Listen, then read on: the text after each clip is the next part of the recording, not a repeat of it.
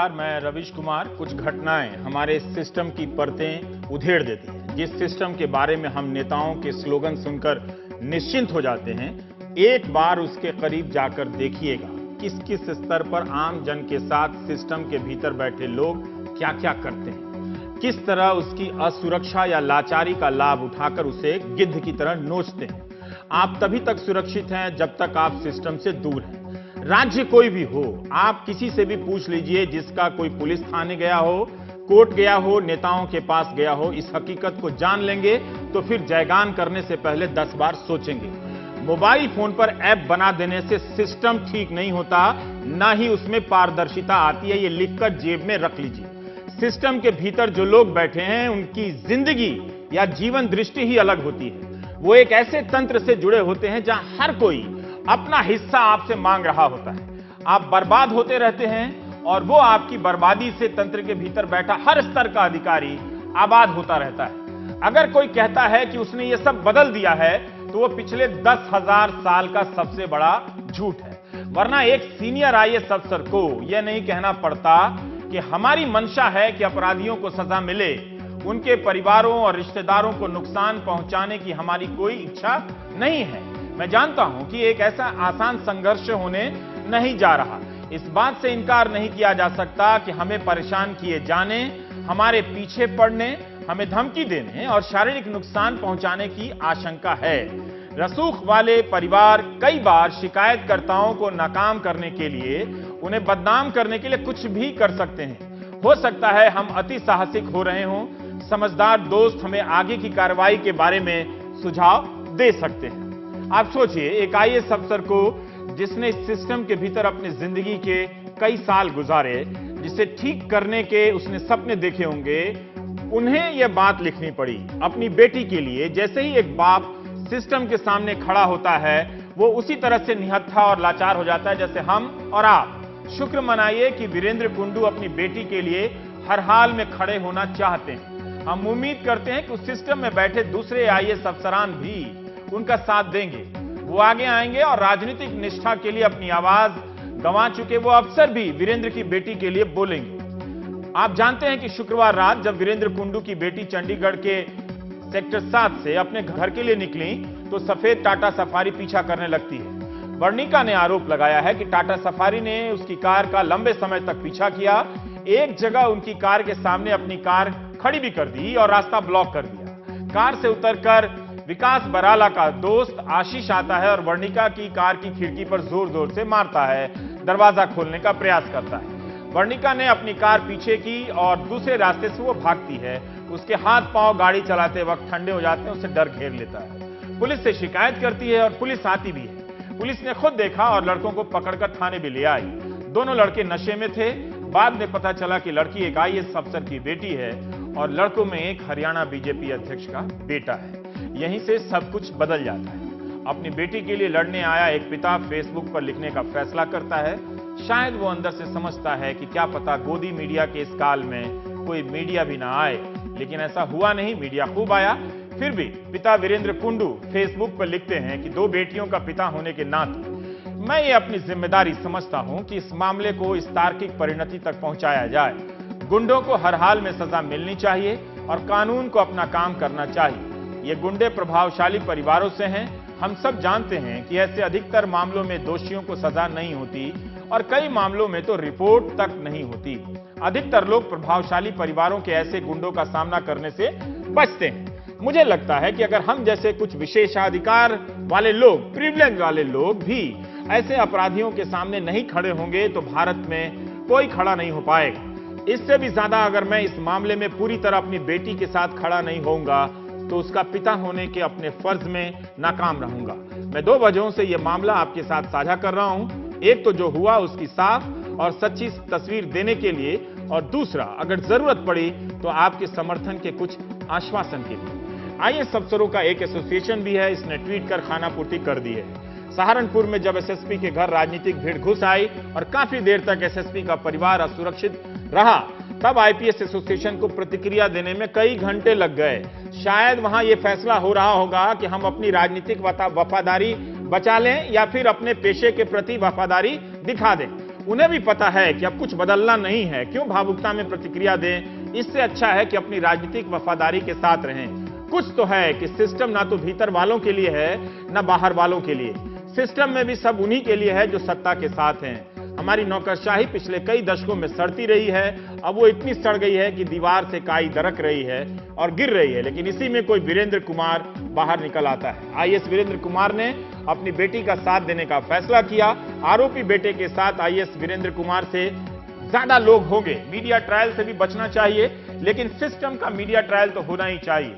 आप नहीं जानते, एक बार किसी मुकदमे में उलझिए, पता चलेगा कि किस किस मेज पर आपकी गर्दन दबोची जाती है। इसलिए किसी को ऐलान करना पड़ता है कि वो लड़ेगा।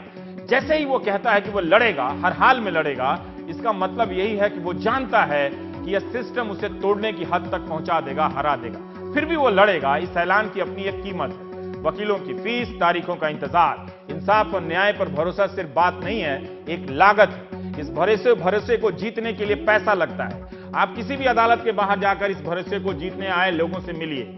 आप भी ऐलान करने लगेंगे कि चाहे जो हो, मैं सत्य के लिए लड़ूंगा। हमारे सहयोगी चैनल से हरियाणा बीजेपी के उपाध्यक्ष ने बात करते हुए जो कहा वो सुना जाना चाहिए। उन्होंने कहा कि सरकार हर नागरिक को सुरक्षा नहीं दे सकती। हम और आप अभी तक इसी भ्रम में थे कि सरकार हर नागरिक को सुरक्षा देने का वादा करती है, कम से कम कहने के लिए ही सही। लेकिन यह भ्रम भी टूट गया कि सरकार हर नागरिक को सुरक्षा नहीं दे सकती। अब ये सवाल पूछने का मौका नहीं मिला कि जब हर नागरिक को सुरक्षा नहीं दे सकती, तो क्या सरकार कुछ चुनिंदा नागरिकों के लिए सुरक्षा व्यवस्था है? और उसका पैमाना क्या है? क्या आम लोगों के लिए भी है या फिर रसूखदार लोगों के लिए भी है? दूसरी बात उन्होंने कही कि माँ बाप अपने बच्चों का ख्याल रखें, उन्हें रात में घूमने फिरने नहीं देना चाहिए। बच्चे समय से घर आ जाएं, रात में घूमने से क्या फायदा। इस बात पर हिंदुस्तान में ठीक से फैसला हो जाना चाहिए। रात होते ही पूरे भारत को बंद कर देना चाहिए। कोई शाम के बाद घर से ही ना निकले। आगे आप उनका बयान सुनिए। आप जो बच्चे बच्चियां हैं उन सबका हमें ध्यान रखना चाहिए कि माँ बाप को भी भाई आप थोड़ा टाइम पर घर आए, साथ तो अपने घर रहे। जरूरी थोड़ा रात के 12-12 1 1 बजे तक सड़कों पे घूमोगे आप?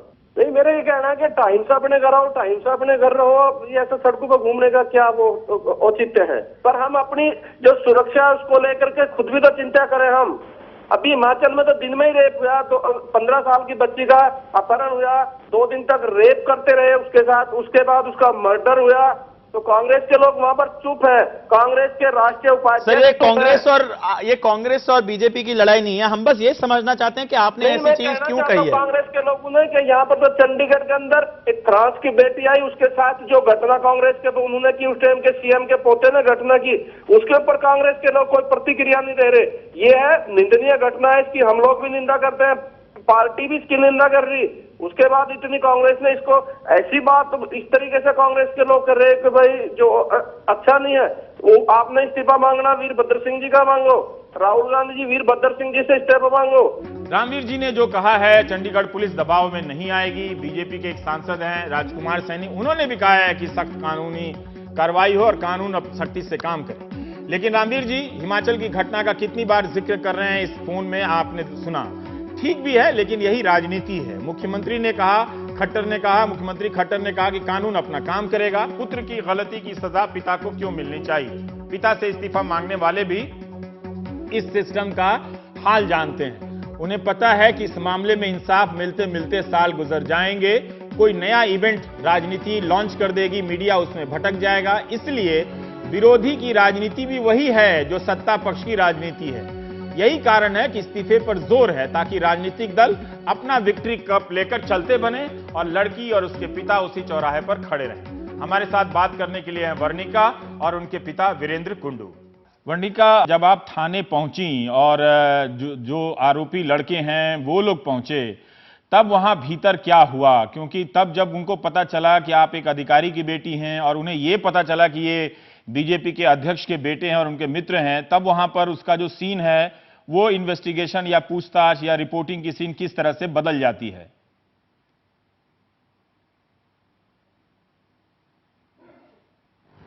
नहीं, जब हम पुलिस स्टेशन पहुंचे तो मुझे नहीं पता था वो कौन है। जी, लेकिन जब पुलिस वालों को पता चला थाने में, तब कैसे सारी चीजें बदलने लगती हैं?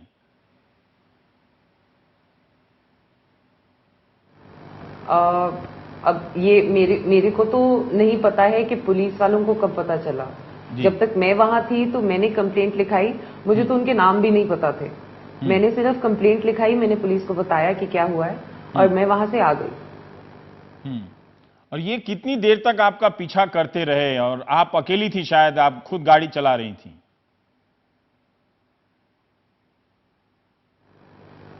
हाँ, मैं अकेली थी और इन्होंने कम से कम 15-20 मिनट मेरा पीछा नहीं किया है। इन्होंने अपनी गाड़ी सारा टाइम मेरे साथ रखी ताकि मैं कहीं जा ना सकूं, ताकि मेरी गाड़ी रुकी रहे, ताकि वो कंट्रोल कर सकें कि मेरी गाड़ी कहां जाए।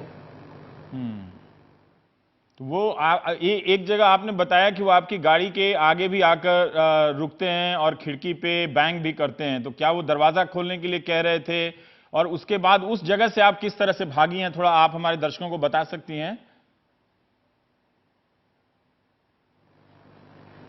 जी, तो वो 2 बारी गाड़ी से उतर के मेरी गाड़ी की तरफ आए। पहली बार था जब उन्होंने शुरू ही किया था, अभी कुछ 5-6 मिनट पहले उन्होंने ये सब करना शुरू किया था।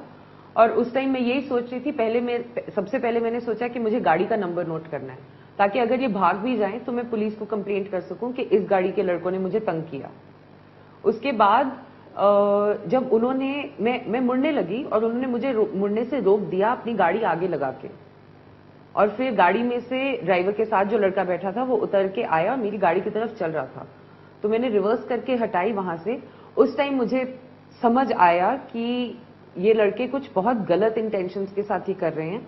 और उस टाइम मेरे पास थोड़ा आधा 1 मिनट था, जब वो लड़के मेरा पीछा नहीं, मेरे गाड़ी के साथ नहीं चल रहे थे, तो मैंने पुलिस को फोन किया और बताया कि ऐसे है। तो पुलिस ने बोला कि आप चलो, आपको हेल्प मिल जाएगी।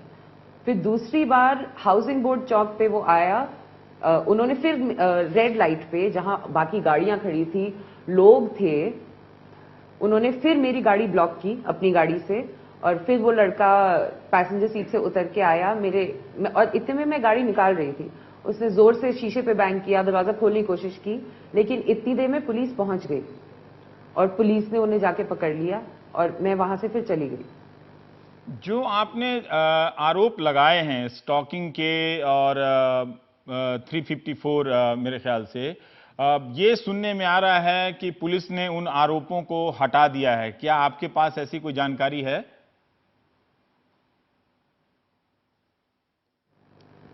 जी, जो सेक्शंस लगे हैं वो उसमें मैं तो कुछ कह ही नहीं सकती। मैंने सिर्फ पुलिस को अपनी कंप्लेंट दी, जो जैसे जैसे हुआ वैसे उनके पास I think minute by minute account है। उसके बाद सेक्शंस लगाना पुलिस का ही काम है, और जब तक मेरी पुलिस से डीलिंग है, पुलिस ने मेरी वो जहां मेरी हेल्प कर सकते थे उन्होंने मेरी हेल्प की। तो मैं अभी यही भरोसा रखूंगी कि आगे भी वो अपना काम उतनी ही अच्छी तरह करेंगे जितना उन्होंने अभी तक किया है। तो सेक्शंस लगाने पे मैं कुछ नहीं बोल सकती क्योंकि ये उनका काम है। क्या आपने एक जगह कहा है कि 20 साल से आपने चंडीगढ़ में कभी ऐसा नहीं देखा, तो क्या ये उस शहर के उस वक्त में जिस वक्त आप निकली थी अब भी भरोसा है? क्योंकि एक रामवीर हैं बीजेपी के उपाध्यक्ष, उन्होंने कहा है कि माँ बाप को ध्यान रखना चाहिए कि बच्चे समय से पहले आ जाएं, रात को ना निकलें।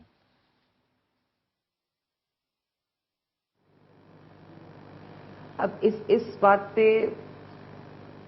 माँ बाप को ध्यान रखना चाहिए कि बच्चे रात को क्या कर रहे हैं। हाँ, उन्होंने तो कहा मेरे है। माँ बाप को तो पता था मैं क्या कर रही हूँ, लेकिन उन लड़कों के माँ बाप को पता था कि वो क्या कर रहे हैं।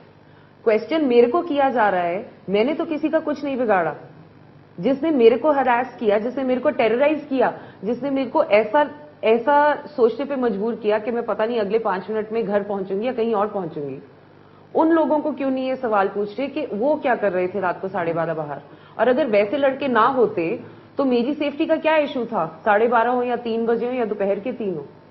बात वही है कि मतलब अब क्या कहूं कि ये मेरे से पूछ रहे हैं कि लड़की रात को बाहर क्यों थी, इसका क्या मतलब है? अगर वही आदमी के आसपास वही आदमी मेरे आसपास दोपहर को 3 बजे हो सकते हैं, जो सड़क पे घूमते हैं, जो बाहर घूमते हैं, रात को 3 बजे उनको क्या होता है? मतलब कुछ बदल जाता है रात को आदमियों में? वो कोई जानवर बन जाते हैं या उनके अर्जेस पे कोई कंट्रोल नहीं रहता है? रात को क्या होता है? बिल्कुल सही बात। और क्योंकि सूरज डूब गया इसलिए सडनली सब कुछ बदल जाता है। ये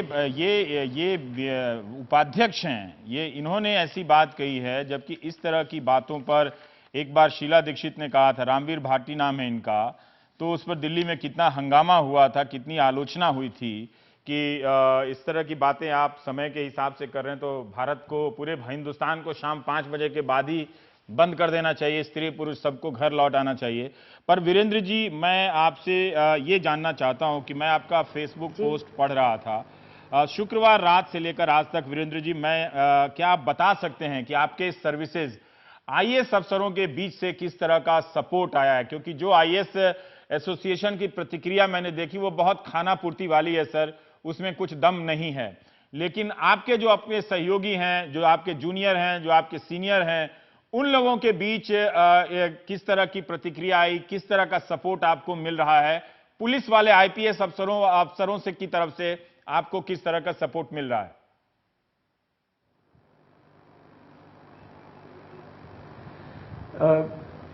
आईएएस एसोसिएशन के बारे में तो मैं जानता नहीं हूं कि क्या असल में हुआ है, क्योंकि मेरे को समय ही नहीं मिला है उसको देखने का। लेकिन जितने आईएएस अधिकारी हैं, जो हरियाणा के आईएएस अधिकारी हैं, मैंने एक्चुअली वही फेसबुक का पोस्ट मैंने उनके ग्रुप में भी शेयर किया था, और जो हमारे बैच के बाकी अधिकारी हैं दूसरी स्टेट्स के, उसमें भी शेयर किया था। और 100% सपोर्ट मुझे मेरे सहयोगियों से मिला है इसके बारे में।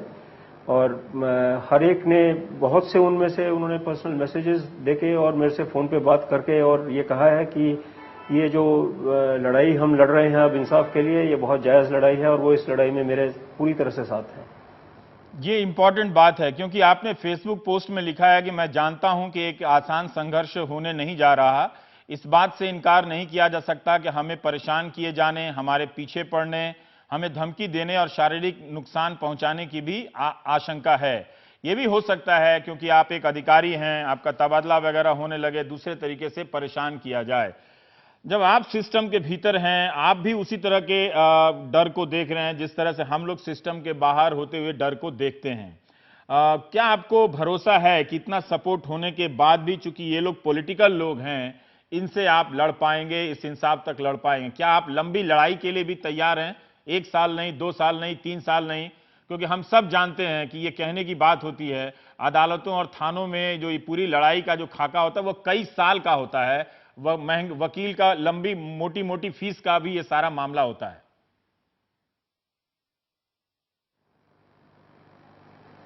रवीश जी, आप बिल्कुल सही कह रहे हैं। मैंने जो फेसबुक पे अपनी सेंटिमेंट जाहिर की थी, और ये जब मैं अपनी बेटी के साथ यहां से जब चला था कंप्लेंट लॉन्च करने के लिए, तो इसको भी मैंने कहा था कि हमें अब तैयार रहना पड़ेगा। तब तक हमें ये नहीं पता था कि ये लड़के कौन हैं या ये किस फैमिली से बिलोंग करते हैं। हमें यह था कि ये क्रिमिनल टाइप के 2 लड़के हैं जो, क्योंकि गाड़ी चला रहे हैं तो पैसे वाले होंगे, इसलिए निश्चित रूप से वो पैसे का या पावर का किसी भी तरह से इन्फ्लुएंस का यूज करके हमें परेशान करेंगे, और उसके लिए हम तैयार थे। जब मुझे पता लगा कि इसमें एक पॉलिटिकल फैमिली भी इन्वॉल्व है, तो पुलिस स्टेशन पे ही मैं बैठा हुआ था। जब मुझे ये पता लगा, मैंने वर्णिका को ये बताया कि ये स्ट्रगल हमारी अब थोड़ी और संगीन हो रही है, लेकिन हम उसके लिए तैयार हैं। हम उसके लिए बिल्कुल पूरे, कुछ सालों की बात नहीं है, जिंदगी के आखिर तक भी हम उस लड़ाई को लड़ने के लिए तैयार हैं। इसके बारे में मेरे को कोई भी संदेह नहीं है। जहां तक डर एक्सप्रेस करने की बात है, मैं ये भी समझता हूं कि मैं 30 साल तक इसी सिस्टम में मैं नौकरी करता रहा हूं, और मैंने कभी अपनी जिंदगी में अपने काम के साथ किसी भी तरह का कॉम्प्रोमाइज इन्फ्लुएंस में नहीं किया है। तो मैं मानता हूं कि जैसे मैं अपना काम बिना इन्फ्लुएंस के करता रहा, उसी तरह से जितने भी लोग इस जस्टिस सिस्टम के साथ जुड़े हुए हैं, उन्हें भी, वो भी अपना काम इसी तरह से करेंगे। मेरी ये आस्था है, मेरा ये मानना है। और अगर उसमें किसी भी तरह से कोई इन्फ्लुएंस प्ले करेगा, तो मैं उम्मीद करूंगा कि वो अधिकारी उस इन्फ्लुएंस को नहीं मानेंगे, they will stand up to it, और वो अपना काम बिल्कुल सही तरीके से करेंगे। मेरा ये मानना है। और अगर हमारा सिस्टम 70 साल की डेमोक्रेसी के बाद, हिंदुस्तान का सिस्टम एक सच्चाई पर आधारित घटना के आधार पर एक सिटीजन को, एक लड़की को और उसके पिता को अगर जस्टिस नहीं दिलवा पाता, तो ये हमारे सिस्टम पर बहुत बड़ी लानत होगी, और उसके बाद हमें सोचना होगा कि हम किस तरह की सोसाइटी हैं। वीरेंद्र जी, जो आपकी बात है, मुझे अंदाजा है कि हमारे दर्शक सुनते वक्त उनका हौसला कितना बढ़ा होगा कि आप तमाम चुनौतियों को जानते हुए भी अपनी बेटी के साथ खड़े हैं, खासकर तब जब अभी भी जो प्रतिक्रियाएं दिख रही हैं उससे नहीं लगता कि कोई बहुत ज़्यादा उनको बहुत नुकसान होने की या उसमें कोई आपको इंसाफ बहुत जल्दी मिलने वाला, ये भी नहीं लगता। मगर जिस तरह से आप अपना इरादा जाहिर कर रहे हैं, आपको भी नहीं पता कि आप कितने ऐसे लाखों कमज़ोर माँ बाप का हौसला या लड़कियों का हौसला बड़ा कर रहे हैं, उससे बढ़ा दे रहे हैं, उससे ताकत दे रहे हैं। तो ये सिर्फ आपकी अपनी लड़ाई नहीं है, आप शायद ऐसे अनगिनत लोगों को लड़ने के लिए प्रेरित भी कर रहे हैं। लेकिन फिर भी एक मिनट के लिए भी आपने ये कभी नहीं लगा कि वर्णिका के साथ जो हुआ है, ये पावरफुल वाले लोग हैं, हम इस झमेले में नहीं फंसते हैं, छोड़ देते हैं यहां तक एक शिकायत करके फिर शांत बैठ जाते हैं?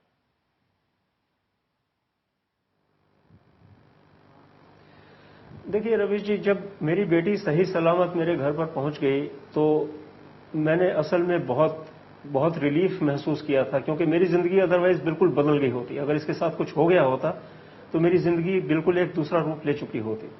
तो मेरी बेटी सेफ है और मेरे साथ है, ये एक बहुत बड़ा बल है मेरे लिए। और अब इसके सामने ये बाकी सारी चीजें कि क्या स्ट्रगल होगा और क्या कोई हमें धमकी देगा या हमारे साथ कोई ट्रांसफर, तो बहुत ही मामूली इशू है। ट्रांसफर तो मेरे 30 साल के करियर में ऑलरेडी मेरे 30 हो चुके हैं, क्योंकि मैं कॉम्प्रोमाइज नहीं करता हूं, उसकी मुझे आदत है। लेकिन मुझे ये पता है कि ये संभावना है और ये ऑलरेडी सोशल मीडिया पे शुरू भी हो चुका है। कैरेक्टर असैसिनेशन इसका शुरू हो चुका है, मेरी छोटी बेटी का शुरू हो चुका है, मेरा शुरू हो चुका है, और वो सब चलता रहेगा। वो सब बहुत छोटी चीजें हैं। सबसे बड़ी चीज तो यह है कि मेरी बेटी बच गई, और उसके लिए मैं चंडीगढ़ पुलिस का बिल्कुल बहुत दिल से शुक्रगुजार हूं कि उन्होंने समय पर हेल्प किया और उसकी वजह से बच पाई। और मैं ये उम्मीद करता हूं कि जैसे उन्होंने प्रिवेंशन के लिए और प्रोटेक्शन के लिए काम किया है, वैसे ही वो डिस्पेंसेशन ऑफ जस्टिस के लिए भी काम करेंगे। काश सारे पिता और आप ये जैसे लोग एक तरह से अधिकारी सिस्टम मेरा में हैं, पर्सनल मैं जानता सत्याग्रह हूं, है लेकिन कि फिर भी आप जैसे अधिकारी सिस्टम में है, मैं जानता हूं, कुछ ही हैं लेकिन हैं जरूर। लेकिन सामने आकर टीवी पर ये अपना हौसला मजबूती से दिखाना, ये मालूम नहीं कि कितने ऐसे और अफसरों को भी ताकत दे जाए। वर्णिका और वीरेंद्र जी से ये बातचीत अभी चल रही है, हम अगले सेगमेंट में भी करेंगे। एक छोटा सा ब्रेक लेना पड़ेगा।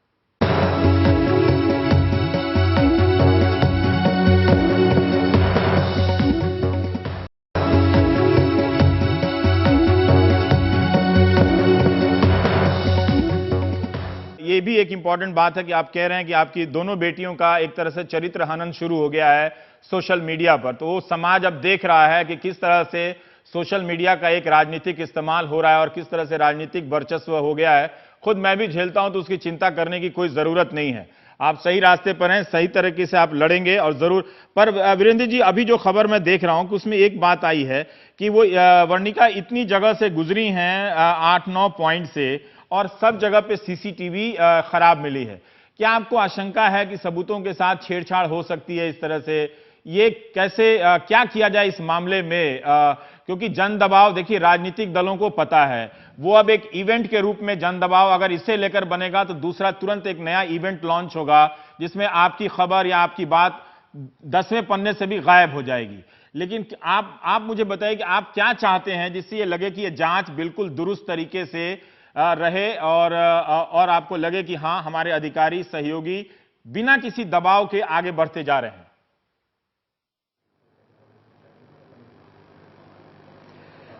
जहां तक सीसीटीवी का सवाल है, मुझे ये संदेह असल में शुरू में भी था, क्योंकि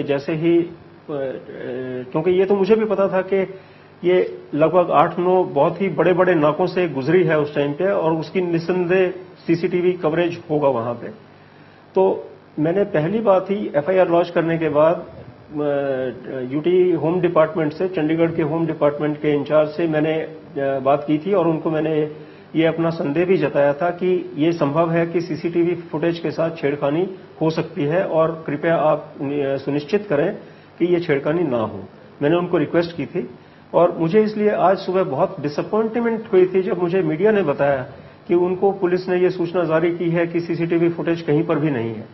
अगर सीसीटीवी फुटेज गायब कर दी गई है तो एक तरह से इस केस में एविडेंस के कोर को खत्म कर दिया गया है, क्योंकि उसके बाद तो कुछ भी 8-10 किराए के विटनेसेस को खड़ा करके उनसे कुछ भी बुलवाया जा सकता है। तो ये एक बहुत ही डिसअपॉइंटिंग चीज है और मैंने इसको आज ही सुबह डीजीपी चंडीगढ़ से भी शेयर किया है कि ये तो बहुत ही गलत हुआ है अगर ऐसा हुआ है, और अगर ऐसा हुआ है तो मेरा सिस्टम डेफिनेटली, मेरा विश्वास जो है चंडीगढ़ पुलिस से डेफिनेटली उठ जाएगा। तो उन्होंने अभी भी प्रॉमिस किया है कि वो देख रहे हैं कि कितने कैमरे सरकारी और कितने गैर सरकारी लगे हुए थे और वो कोशिश कर रहे हैं कि उनकी सभी की फुटेज को सिक्योर करें। मुझे उन्होंने आश्वासन भी दिया है, लेकिन मैं ये भी कहना चाहता हूं कि मैं विक्टिम का फादर और कंप्लेनेंट होने के नाते मैं इन्वेस्टिगेशन में बिल्कुल इंटरफेयर नहीं करना चाहता, मैं प्रोसिक्यूशन में बिल्कुल इंटरफेयर नहीं करना चाहता। मैं उनको नहीं कहूंगा कि वो कौन से सेक्शन लगाएं कौन से नहीं लगाएं। मैं ये भी उम्मीद करता हूं कि एक्यूज के पक्ष के से भी उनके साथ किसी तरह की इंटरफेरेंस नहीं होगी, लेकिन क्योंकि मैं उनको चाहता हूं वो इंटरफेयर ना करें, मैं भी इंटरफेयर नहीं कर रहा हूं। मैं बिल्कुल, जब वो मुझे बुलाते हैं इन्वेस्टिगेशन के लिए, हमें बुलाते हैं तो हम जाते हैं, हम उनको बिल्कुल न्यूट्रली इन्वेस्टिगेशन करने देने के लिए छोड़ देना चाहते हैं और उम्मीद करते हैं कि सिस्टम सही काम करेगा। लेकिन मेरे विश्वास को आज एक बहुत बड़ा झटका लगा है सीसीटीवी फुटेज को लेकर। वीरेंद्र जी, इससे पहले कि मैं अगला सवाल वर्णिका से करूं, मैं आपसे एक सवाल जानना चाहता हूं। आपने फेसबुक पोस्ट किया, क्या आपके मन में ये बात थी कि शायद मीडिया इस बात को ना उठाए और ये खबर दब जाए?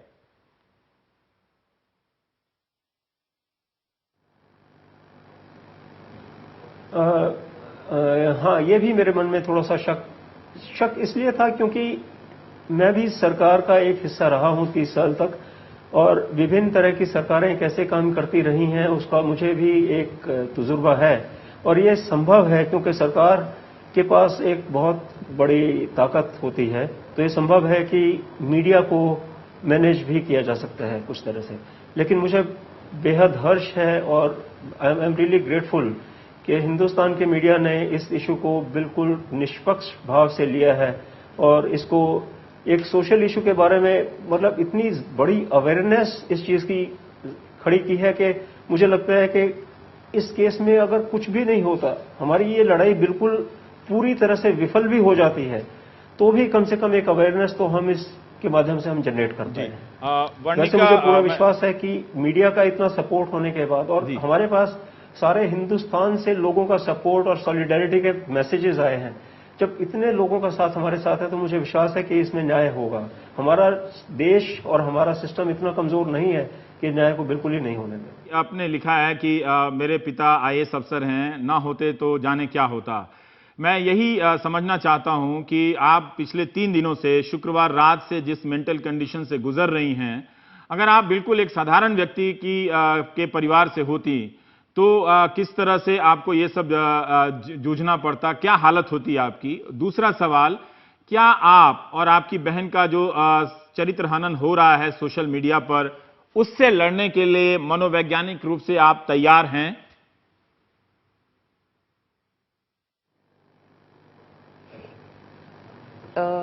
मैं पहले दूसरे सवाल का ही जवाब दूंगी कि ये जो कर रहे हैं सोशल मीडिया पर, उसको वो इतना पथेटिक अटेम्प्ट है मुझे डराने की कोशिश करने का कि आई डोंट थिंक मुझे उसे लड़ने की या उसको ज्यादा अटेंशन भी देने की जरूरत है, क्योंकि वो मतलब वो तो सबने देख ही लिया है कि वो क्या करने की कोशिश कर रहे हैं, लेकिन उनके पास कुछ है नहीं बोलने को, वो कुछ जवाब दे ही नहीं सकते हैं।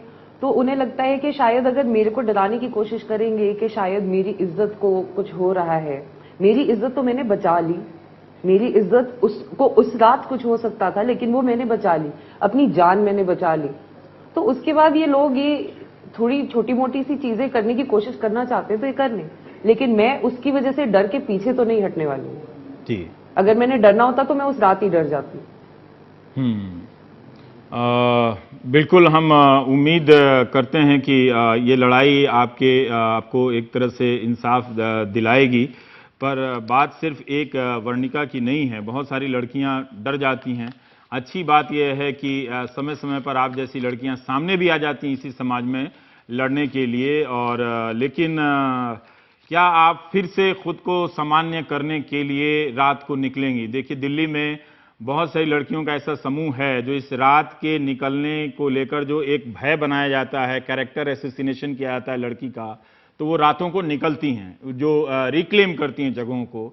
क्या आप फिर से ये कोशिश करेंगे कि उसी चंडीगढ़ में रात के वक्त आप गाड़ी लेके निकलेंगी, या आपका विश्वास हिल गया है वर्णिका?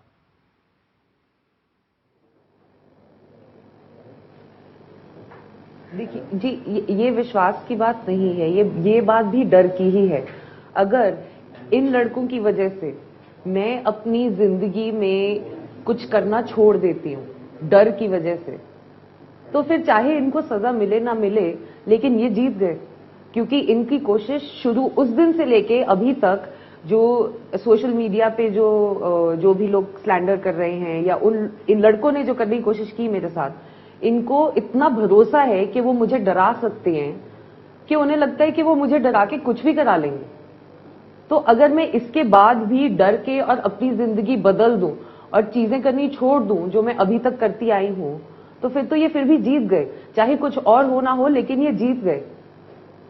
तो ये जो हम कर रहे हैं, जो मैं सबसे सारी मीडिया से बात कर रही हूं, जो हम लड़ाई लड़ रहे हैं, वो लड़ाई इसी के अगेंस्ट है कि किसी आदमी को फिर से ये नहीं लगना चाहिए कि वो किसी औरत को डरा के कुछ करा सकता है। क्या बात है। That's not how it should ever work. जी, बहुत बहुत शुक्रिया। हम उम्मीद करते हैं कि आपका परिवार और आप इस लड़ाई को इसी स्पष्टता के साथ लड़ेंगी। हम ये भी समझते हैं कि ये कहना इतना आसान नहीं है। जब आप कोर्ट कचहरी जाएंगी तो इतने तरह के झमेलों का सामना करना पड़ेगा कि वो एक और हकीकत की दुनिया में ले जाता है, जिससे लगता है कि संसार में ना ही होते तो अच्छा होता। पर कोई बात नहीं, आप लड़िए, और आपने अपनी बात रखी। आपके पिता ने इतनी स्पष्टता से, न जाने कितनी लड़कियों का और कितने पिताओं का आज उन्होंने मनोबल बढ़ाया होगा, ये आप भी नहीं सोच सकती और इसका अंदाजा हम भी नहीं लगा सकते। लेकिन हम जरूर चाहेंगे कि आपकी इस लड़ाई में आपको मजबूती मिले, लोग भी आपके साथ आए। बहुत बहुत शुक्रिया वर्णिका और वीरेंद्र जी, आपका एनडीटीवी इंडिया से बात करने के लिए। ब्रेक के बाद कुछ और।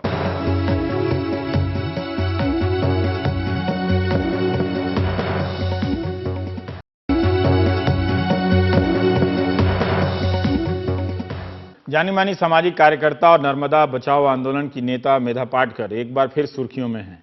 सरदार सरोवर बांध के डूब क्षेत्र में आने वाले 40,000 से ज्यादा प्रभावितों के लिए उचित पुनर्वास की मांग को लेकर अनशन पर हैं। धार जिले के चिखलदा गांव में उनके अनशन को 11 दिन हो चुके हैं। सरदार सरोवर बांध नर्मदा नदी पर है और 17 जून को बांध का गेट बंद कर दिया गया।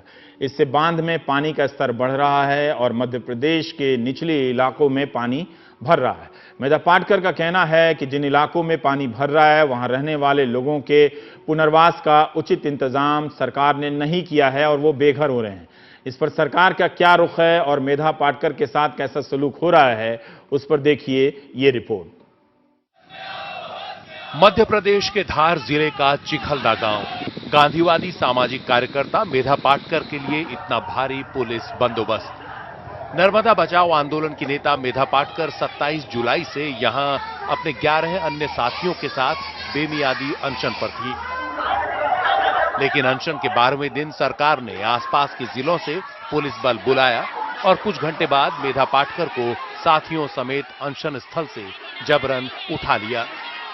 सभी प्रकार के प्रयास उनसे बातचीत के भी किए गए हैं। बहुत सारी उनकी जो मांगे थी उस पर सरकार विचार भी कर रही है जो विस्थापितों से संबंधित है। लेकिन इस दौरान कोई दुर्घटना ना घटे और उनके जो विषय हैं उस पर काम भी होता रहे। इसके लिए बहुत आवश्यक हो गया था कि उनके इस हट को समाप्त किया जाए। नर्मदा बचाओ आंदोलन के कार्यकर्ताओं का आरोप है कि इससे पहले पुलिस ने उन पर लाठीचार्ज भी किया, मार पिटाई भी की। मेधा पाटकर की मांग है कि सरदार सरोवर बांध में पानी भरने से मध्य प्रदेश में 40,000 से ज्यादा परिवारों के घर डूब क्षेत्र में आ रहे हैं। 17 जून को बांध का गेट बंद होने के बाद से सरदार सरोवर में पानी बढ़ना शुरू हो गया है। मेधा पाटकर की मांग थी कि पानी भरने से पहले प्रभावित लोगों के पुनर्वास का उचित इंतजाम किया जाए। लेकिन सोमवार को सरकार ने कोई ठोस आश्वासन देने के बजाय मेधा पाटकर पर ही कार्रवाई कर दी। उन्हें अनशन स्थल से उठा लिया।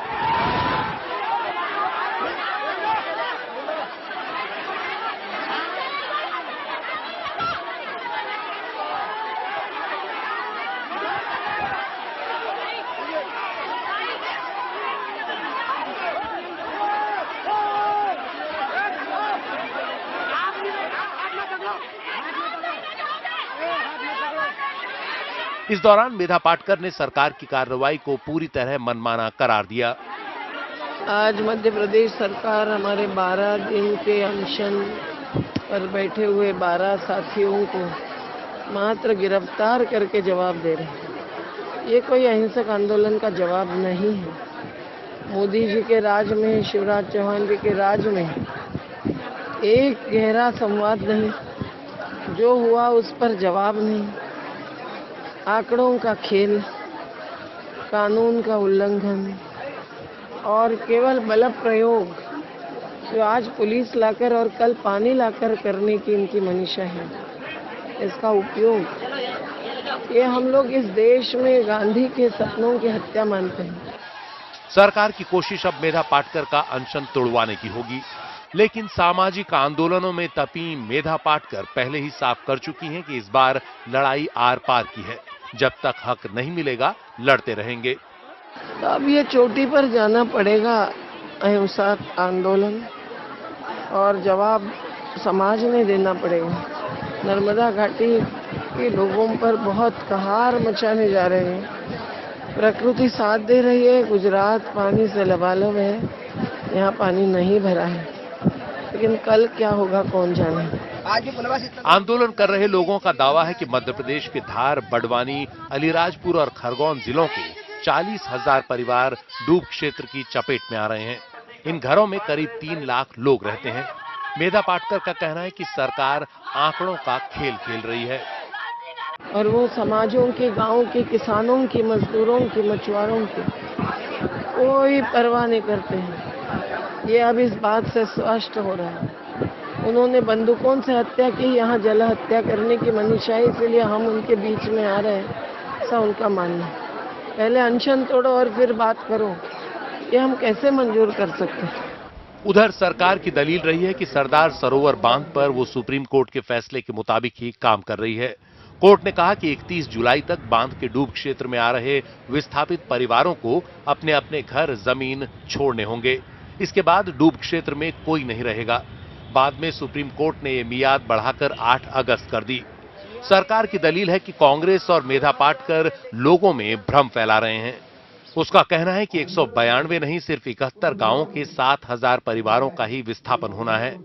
किसानों को उचित मुआवजा दिया जा चुका है, लेकिन मेधा पाटकर इसे गलत बता रही हैं। एक बाजू मुख्यमंत्री खुद कह रहे हैं कि ट्रिब्यूनल का फैसला जो कानून है उसका अमल पूरा हो चुका है। दूसरे बाजू कह रहे हैं अनशन तोड़ने के बाद चर्चा करेंगे, किसके साथ, किन मुद्दों पर, सब तो रख चुके हैं। इस मामले में ट्रिब्यूनल के फैसले के मुताबिक विस्थापितों के पुनर्वास की जगह पर कई सुविधाएं होनी आवश्यक हैं, जैसे 100 परिवारों पर एक प्राथमिक स्कूल होना चाहिए। इसके अलावा 500 परिवारों पर एक कम्युनिटी हॉल और पंचायत भवन, एक डिस्पेंसरी, एक बीज गोदाम और बच्चों के लिए गार्डन बनाना भी जरूरी है। प्रति 500 परिवारों के लिए एक कुएं और एक तालाब का निर्माण भी होना चाहिए। इसके अलावा प्रति 100 परिवारों पर एक धार्मिक स्थल बनाया जाना चाहिए। लिंक रोड और स्ट्रीट लाइट भी बहुत जरूरी हैं। लेकिन आंदोलनकारियों का कहना है कि पुनर्वास के नाम पर सरकार ने लोगों को सिर्फ टीन के शेड उपलब्ध कराए हैं, जिनमें रहा नहीं जा सकता। ऐसे में प्रभावित लोगों के समर्थन में मेधा पाटकर ने बड़े आंदोलन का ऐलान किया है, लेकिन फिलहाल सरकार ने अनशन स्थल से उन्हें उठाकर इसे तोड़ने की कोशिश की है। धार से सैयद मुनाफ के साथ रिजवान खान की रिपोर्ट, एनडीटीवी इंडिया।